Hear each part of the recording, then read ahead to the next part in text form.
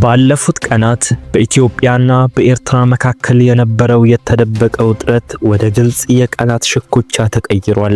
የኢትዮጵያ መንግስት ኤርትራ የኢትዮጵያን ሉዓላዊነት እየጣሰችና ግጭት ለመቀስቀስ እየተንቀሳቀሰች ነው በማለት ለተባበሩት መንግስታት ድርጅት ዋና ጸሐፊና ለሌሎች ሀገራት መሪዎች ደብዳቤ በመጻፍ ዓለም አቀፍ ትኩረትን ለማግኘት ሞክሯል። የኤርትራ መንግስት በበኩሉ የኢትዮጵያን ክስ ዓለም አቀፉን ማህበረሰብ የማታለል ጨዋታ ሲል በብርቱ ኮንኗል። ኢትዮጵያ ከ20 ዓመታት በላይ ወንድም ለወንድም ግድግዳ አይሆንም ሲባል የነበረው የደም ትስስር በቅጽበት በጠብና በውጥረት ሲተካ ታይቷል። የቤተሰብ፣ የጎረቤት፣ የዘመድ አዝማድ ሰላም በፍጥነት ሲደፈርስ አይተናል። ዛሬ ደግሞ የሁለት ሀገራት ዕጣ ፈንታ፣ የሁለት ህዝቦች የነገ ተስፋ እንደገና በክፉ ደመና ተሸፍኗል። በአንድ ወቅት የነበረው የሰላም ተስፋ ወደ መራራ እልህ ተቀይሮ የጦርነት ነጋሪት እየጎሰመ ነው። ታዲያ ወንድማማቾች እንደገና ለጦርነት የሚሰለፉበት የጦርነት ነበልባል የሚፋፋምበት ምክንያት ምንድነው? የድሮ የቁስል መግል ነው ወይስ የዘመናዊ ስትራቴጂ ሰለባዎች? በቅርቡ እርስ በርስ በጠባጫሪነት የሚወነጃጀሉትን የኢትዮጵያና የኤርትራን መንግስታት ወቅታዊ ውጥረት ከስሩ ዳሰን የታሪክ አሻራውን ተከትለን ሊከሰቱ የሚችሉ አደጋዎችን በጥልቀት እንመረምራለን። ዝግጁ ከሆናችሁ ላይክ እና ሳብስክራይብ በማድረግ ወደ ዝርዝሩ እንግባ። ኢትዮጵያ በጦርነት ፍላጎቷ ምክንያት የኤርትራን ስም እያጠፋች እንደሆነ በመግለጽ የኢትዮጵያ ገዢው ፓርቲ ላለፉት 2 ዓመታት የኤርትራን የባህር ወደቦች በኃይል ለመያዝ ሲንቀሳቀስ መቆየቱን ኤርትራ ወንጅላለች። ኤርትራ በተጨማሪም የኢትዮጵያ መንግስት ሰፊ የጦር መሳሪያ ግዢና አውዳሚ እንቅስቃሴ እያደረገ ነው በማለት ከሳለች። ይሁን እንጂ የኤርትራ መንግስት ለነጻነቷና ለቀጠናዊ መረጋጋቷ ስጋት ቢሆንም እስካሁን ትዕግስትን እንደመረጠች አስታውቋል። በሌላ በኩል ደግሞ የኢትዮጵያ መንግስት ኤርትራ በኢትዮጵያ ውስጥ ጉዳይ ጣልቃ እየገባች ትርምስ ለመፍጠር እየሞከረች ነው ሲል ተቃራኒ የሆኑ የውስጥ ኃይሎችን በመደገፍ የሀገሪቱን ደህንነት አደጋ ላይ እየጣለች መሆኑን አሳስቧል። ይህ የቃላት መወራወር ከዲፕሎማሲያዊ መስኮች አልፎ የጦር መሳሪያዎችን ወደ ድንበር አካባቢዎች ማጓጓዝ ተያይዞታል የሚሉ ዘገባዎችም እየወጡ ነው። የሁለቱን ሀገራት ግንኙነት ወደ 11ኛ ሰዓት ማምጣቱን ያመላክታል። በዚህ ሁሉ ውጥረት መካከል የኤርትራው ፕሬዝዳንት ኢሳያስ አፈወርቂ በቅርቡ የኤርትራ የነጻነት ቀንን አስመልክተው ያደረጉት ንግግር የውጥረቱን ነበልባል ይበልጥ አባብሶታል። ፕሬዝዳንት ኢሳያስ ኦሮሞነትን እንደ ርዕዮተ ዓለም በማቅረብና የኢትዮጵያን ሕዝብ በኩሽና ሴማዊነት በመከፋፈል መናገራቸው ከፍተኛ መነጋገሪያ አጀንዳ ሆኖ ሰንብቷል። የፖለቲካ ተንታኞች ይህ አካሄድ በኢትዮጵያ ውስጥ ክፍፍል በመፍጠር የራሳቸውን የፖለቲካ ግብ በቀላሉ ለማሳካት ያለመ ነው ይላሉ። ይህ ንግግር ከኦሮሞ የፖለቲካ ካምፕና ከሰፊው ህዝብ ከፍተኛ ውግዘትና ቁጣን ያስከተለ ሲሆን ከ80 በላይ የኦሮሞ ምሁራንና አበይት የኦሮሞ ፖለቲካ ድርጅቶች የፕሬዝዳንቱን ንግግር በብርቱ ተችተዋል።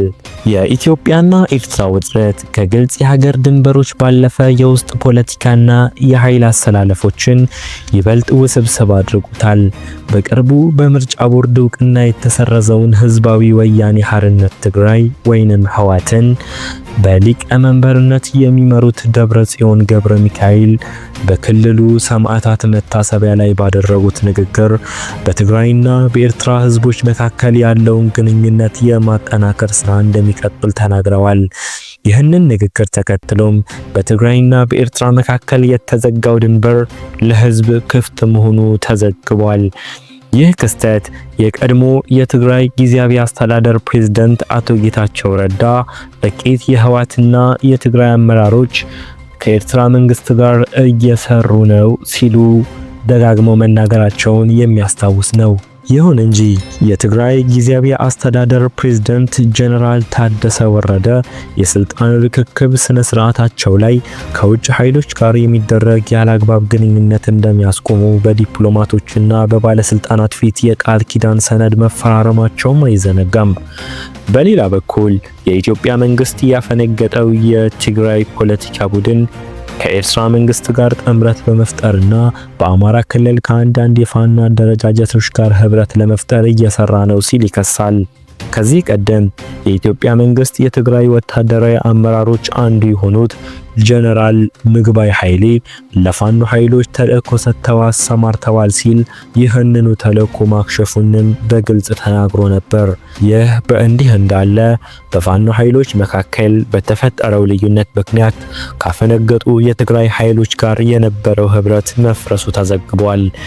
በተለይም የጎንደር ፋኖ ኃይል ከወልቃይትና ጠገዴ ጉዳይ ጋር በተያያዘ ከትግራይ ኃይሎች ጋር መስራት ከባድ ነው በማለት አቋም ሲይዝ፣ የጎጃም ፋኖ ደግሞ ከትግራይ ኃይሎች ጋር ህብረት ለመፍጠር ፍላጎት አሳይቷል።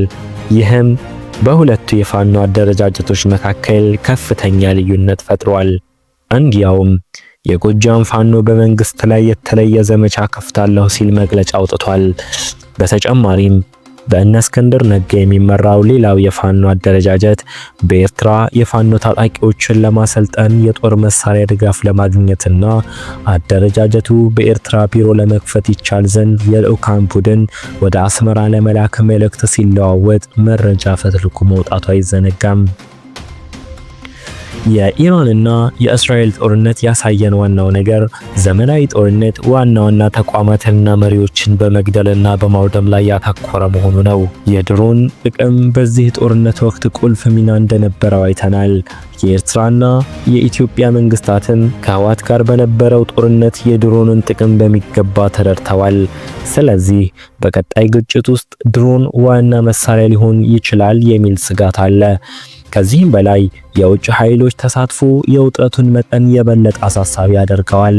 ኢራን ለሂዝቦላና ሁቲ በድሮን ቡድኖች ከድሮን ባለፈ ሚሳኤሎችን ስታስታጥቅ እንደነበር ይታወቃል።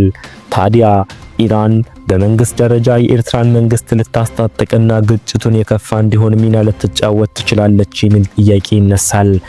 በሌላ በኩል የኢትዮጵያ መንግስት በባህር በር ጉዳይ ላይ የሚናገረው ቃል የገቡ ሀገራት እንዳሉ በመጥቀስ ነው። ይህ ማለት የዓለምን ልብ ቀጥ ሊያደርግ ደርሶ የነበረ ጦርነት አካል የሆኑ ሀገራት ከኋላ የሚደግፉት የኢትዮጵያና የኤርትራ ጦርነት የከፋ አደጋ ሊያመጣ ይችላል። የእስራኤልና የኢራን ጦርነት በሚሳኤልም ሆነ በአየር መቀጣቀጥን ቀላል ያስመሰለ መሆኑ መዘንጋት የለበትም።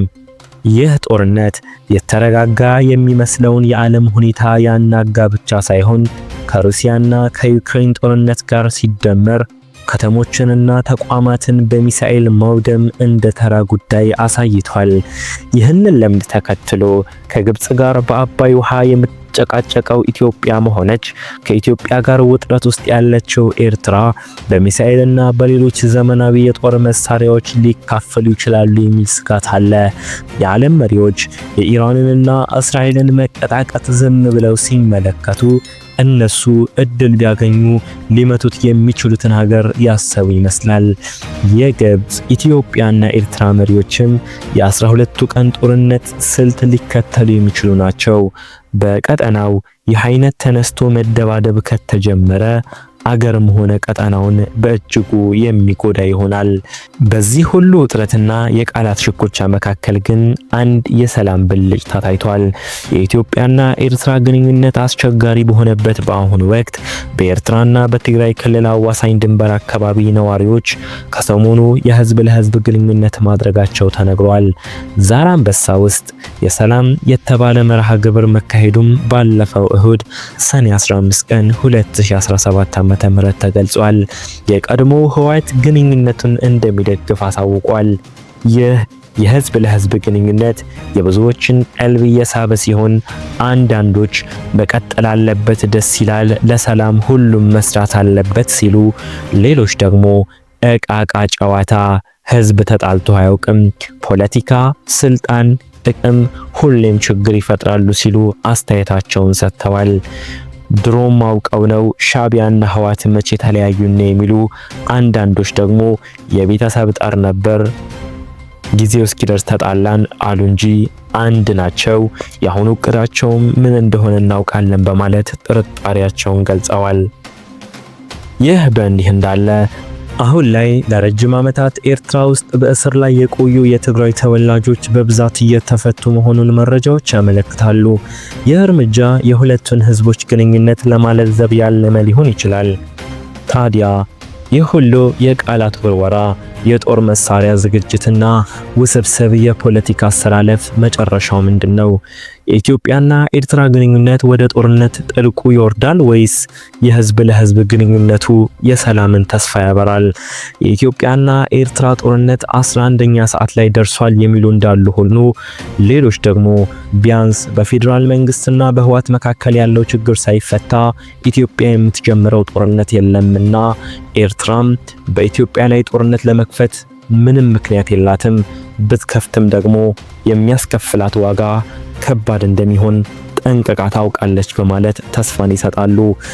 የነዳጅ እጥረት በኢትዮጵያ በተለይም በትግራይ ክልል የእርዳታ ስርጭት ላይ ችግር እየፈጠረ ባለበት ወቅት እነዚህ ሁሉ ውጥረቶች ተጨማሪ ጫና እየፈጠሩ ነው።